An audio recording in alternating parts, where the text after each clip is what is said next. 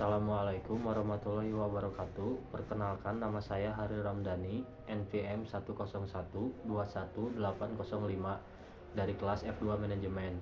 Di sini saya akan memaparkan materi tentang Ma'rifatul Insan. Untuk memenuhi tugas evaluasi tengah semester mata kuliah Pendidikan Agama.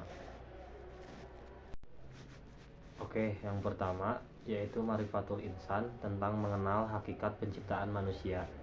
Ma'rifatul Insan mempunyai dua kata, yaitu ma'rifat dan insan. Ma'rifat berarti mengenal, sedangkan insan berarti manusia atau diri sendiri. Jadi Ma'rifatul Insan dapat diartikan mengenal diri sendiri. Secara istilah, Ma'rifatul Insan sendiri merupakan suatu proses mengenali dan memahami penciptaan manusia oleh Allah Subhanahu wa Ta'ala, yang mana manusia merupakan makhluk yang paling sempurna di antara makhluk lainnya. Asal penciptaan manusia dapat dilihat dari asal penciptaannya. Manusia tersusun dari unsur bumi dan unsur langit. Unsur bumi karena manusia diciptakan dari tanah. Unsur langit karena setelah proses penciptaan fisiknya sempurna, Allah meniupkan ruh kepadanya.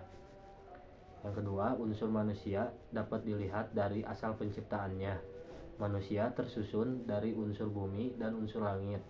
Unsur bumi karena manusia diciptakan dari tanah. Unsur langit karena setelah proses penciptaan fisik sempurna, Allah Subhanahu wa Ta'ala meniupkan ruh kepadanya. Dari dua unsur itu, berdasarkan fungsinya, manusia disimbolkan dengan tiga unsur utama, yaitu hati, akal, dan jasad. Amanah manusia ada dua, yaitu satu, amanah al-ibadah atau ibadah, dan yang kedua adalah amanah untuk hilaf. Yang kedua yaitu Ma'rifatul Insan, tentang hakikatul insan atau hakikat manusia.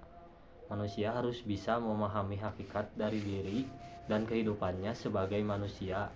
Hal ini penting agar manusia itu dapat bertindak adil terhadap diri maupun orang lain dan juga makhluk-makhluknya.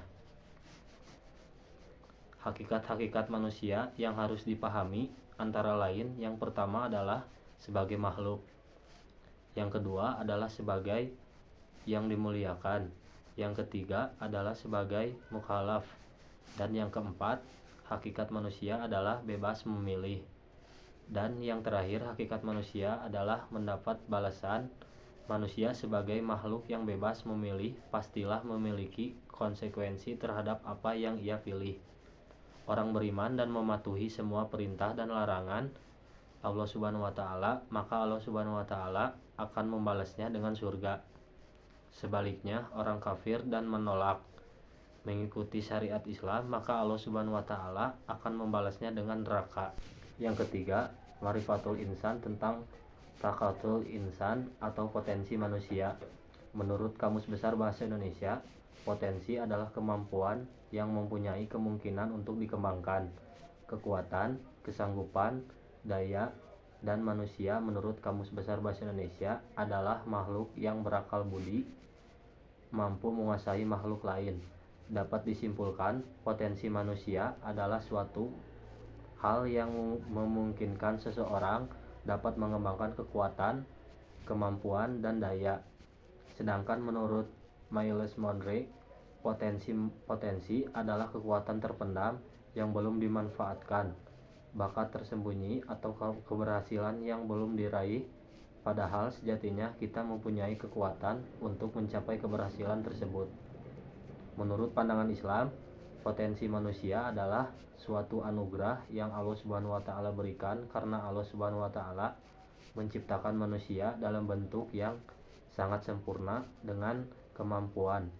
Maka dari itulah Allah Subhanahu wa Ta'ala membekali manusia dengan segenap potensi yang ada dalam dirinya.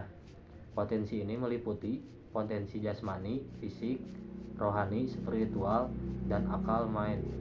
Tiga potensi ini akan memberikan kemampuan kepada manusia untuk menentukan dan memilih jalan hidupnya sendiri.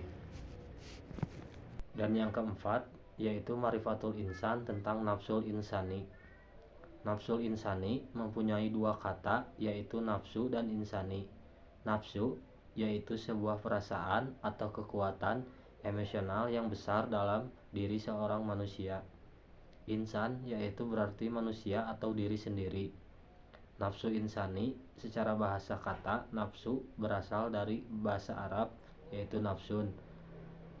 Anfus atau nufusun dapat diartikan roh atau nyawa dari seseorang, darah niat orang, dan kehendak atau keinginan yaitu kecenderungan atau dorongan hati yang kuat.